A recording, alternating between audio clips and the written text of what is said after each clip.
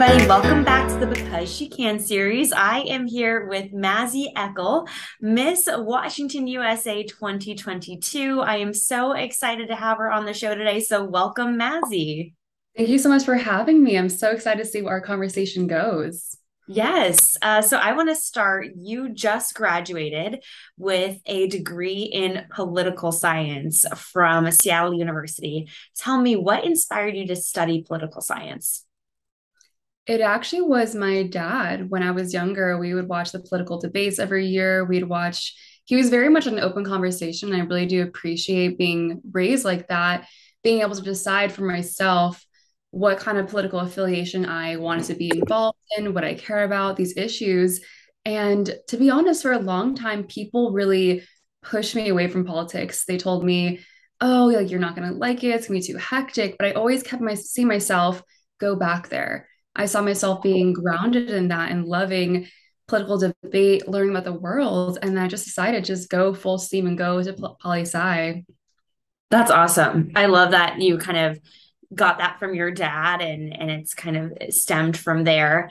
And you also have a podcast. It's called the Pursuing Leadership Podcast. And I think that kind of has to do with political science as well, given the leadership theme. So tell me more about the podcast. What kind of topics do you all discuss? So my podcast is like everything, like anything you can think of. I've probably spoken with someone about it. And it's like you said, it's stemmed from political science. So I do a lot of talking and speaking with people who are from Seattle, from political affiliations like lawyers, business owners, entrepreneurs, friends like Sanderson. She was on my podcast as well. And just being able to talk to people about leadership and showing the main idea that you can be a leader in any position you are in. And that's what I really try to push because even though I am talking about so many different topics, it is mainly that focus that you can be a leader. It doesn't matter where you work or who you work for. If you are influencing just even one person, you are a leader. I love that message. Anybody can be a leader. It doesn't really matter what your job title is or what kind of experience you have. I totally agree with that. And I love Sierra. She, for those who don't know, she's a former Miss Idaho and she did compete for Miss Idaho USA a few years ago, Yes, I she think. did. So yeah. So, and she was the mascot for Boise State, which I think is the funniest story. I absolutely love that. So what So has been a surprising message or topic that has come up about leadership on an episode of the podcast that you want to share? yes. So recently I've been working a lot with therapists and talking about different issues. And my most recent episode was with a therapist who's based in Sammamish, Washington, here in Washington State. And she is the sister-in-law of my boyfriend, but we connected through that way. But we spoke about gun violence and mental health. And Mm, instead of, which is kind of different because usually people talk about gun violence and how to regulate guns and how to mhm. protect citizens. Of course, that's super important. But I really want to know, like, how do we actually stop this? And what she was telling me was that there are so many commonalities between people who commit these acts that we actually can prevent these in childhood. So I was so blown away. I was not thinking we were Mm, gonna get to that topic. And it kind yeah. of opened my eyes to we can actually prevent this. And right now in this country, we're not necessarily having our focus on that way, really finding out how can we help these people, these children, before they commit violent acts in adulthood. That sounds like Super, such an super interesting tough. I know, like conversation. super heavy It's but conversation. it's very on topic for where we are right now. So I appreciate that you all explored that. For me, my platform when it comes to competing has always been mental health and suicide prevention. Yes. And firearms are also a big part of the conversation from that regard. I mean, in Idaho, my state, about 60 to 70% of suicide deaths are with a firearm. So it's a huge issue for Idaho that I want to focus on this year. So thank you so much for having those Welcome. conversations. I think more of us need to do that. That's so important. I also want to ask just about in general your experience as Miss Washington USA. I mean, this is definitely a dream come true for you, for me, for all of us to be Yes. able to represent our states and compete on the Miss USA stage. So, what has been your favorite part of the year so far? Ooh, that's super difficult because I feel that every day is like a gift. And you're going to see that too, where you wake up and you're walking down the street and you're like, wait, no one knows I'm Miss Idaho or I'm Miss Washington. And that's so cool. And you live this kind of double life. But I would have to say one of my really favorite times was one, I actually had an event at the Coeur d'Alene Fashion Week in Idaho, and I was Mhm. teaching models how to walk. And these models were first time models, have never walked in a fashion show before.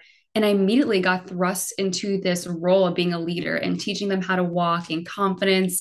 And they were just so happy to learn from me. And I love that people have this openness, especially in the fashion industry, to want to learn how to walk and present themselves.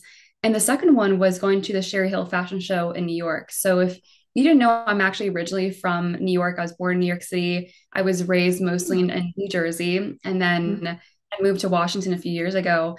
But going back there and going to a Sherry Hill fashion show is like the epitome of being a title holder. You always see these girls going, taking photos, and just being there. I was like, oh my gosh, the thing I've been imagining for years, like I'm doing it. Like I just got chills, like I'm actually doing it. So those are two events where I was like, whoa, this is a real life right now. I know it's wild. I'm still kind of absorbing the fact that Yes, you that's got crown going weeks to last get to be week. me. Yes, it's wild, and I'm so excited because that is really a dream come true. And I did not know you were from New York, so that's awesome. But I love the West Coast. I love the Pacific Northwest. So I like Washington. I'm sure Me is too, I loving do as having. well. Yes.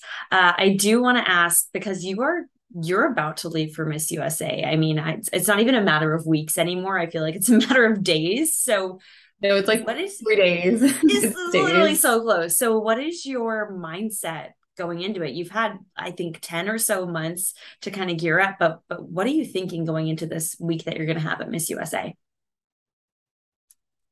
I am just super calm, super confident. It's just like the best feeling ever. And I can only really attribute that to the fact that I knew like what I was getting into before I won. So I knew that what kind of legacy I want to leave behind. I knew what I wanted to do right from the start of winning, even before winning. And having that set up beforehand, having people surrounded around you that are immediately wanting to open their arms to you and help you, photographers, coaches, Mhm. directors, like we have Maureen, who's amazing. I am just so calm, collected. And even when I mess up or even when I don't do something correctly, I am super confident in my abilities to really perform on Miss USA stage. And I'm just really excited. I'm so excited to watch. I mean, I'm going to be there cheering you on finals night. I Woo! can't wait to watch it. And Can't I'm wait. excited because I have a year until I compete at Miss USA, but this will kind of give me a chance to see it from the audience perspective and cheer you on. The pressure on me is a lot lower, but I'm so excited for you all to compete. I can't even say it enough. I'm so Um, excited. any advice for somebody thinking of doing this for the first time? I mean, it wasn't my first time competing for Miss Idaho USA this year. I think you had competed before in the Miss USA system. So, what would you say to somebody who wants to compete for their Miss USA state title or just a pageant in general for the very first time? I would say make sure your mental health is in check. Make sure you have your self-esteem, your confidence there, because especially if you're looking to winning and you want to go represent your state at the national level, you don't want to be dealing with your self-esteem or your mental health after you win. You want to be super Mm. confident, feel in the moment. And I attribute that to the fact why I've had such an amazing year and I've been so happy and so lucky is that I dealt with any issues I had before years. I've been working on them too. So once I won, I didn't even have to worry about that. I just was like, I don't have any self-doubt. I'm in the moment. And that's a beautiful thing. So anyone watching or anyone who is thinking about competing in a pageant and is serious about it and wants to win, please, please, please, like work on your mental health. Do not push that aside. Really work on your self-esteem like right now before you compete. I like to say comparison really is the thief of joy. And that I think has Mhm. been a battle that had to overcome. And it takes work, right? Yes. By competing in pageants, you constantly, you're surrounded by other beautiful, accomplished, intelligent young women. And it's become super easy to compare. But you kind of have to Easy. celebrate how unique you are, right? And what you bring to the table. I think that's a good tip as well. Um, any any tips for somebody who maybe has competed a few times and is going for it that one more time for this dream? Any tips on maybe them taking a second chance? That was me. I was actually very nervous for Miss Washington because even though I am 22, I've competed several times and I was like, I just want to compete and win, just not compete again. And I Mm-hmm. knew that I was very prepared, but sometimes things happen at the end. But I would say really get a really good coach that's in your corner.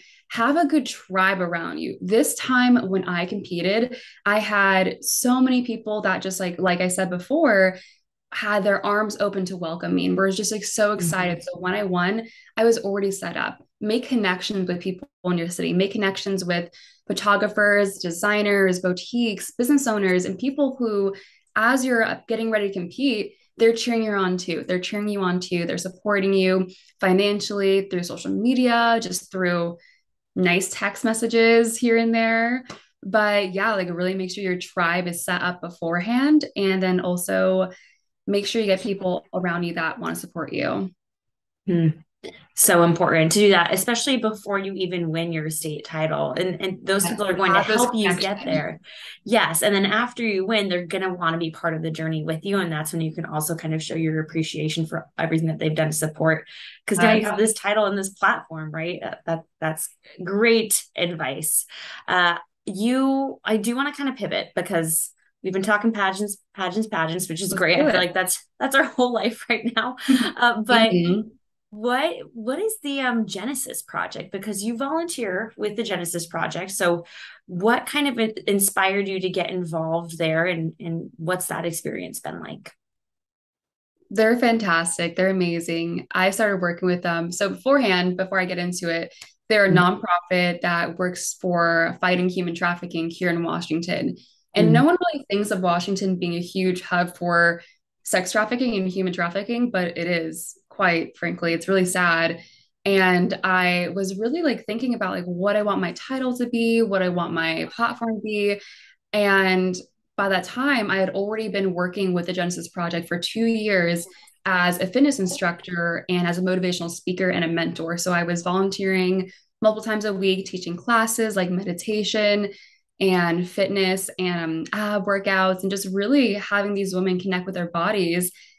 And then I was like, I'm going to make this my platform because I have so much information about it and so many connections. And from there, I was able to connect with other nonprofits in Seattle and in Washington who are fighting the same issue.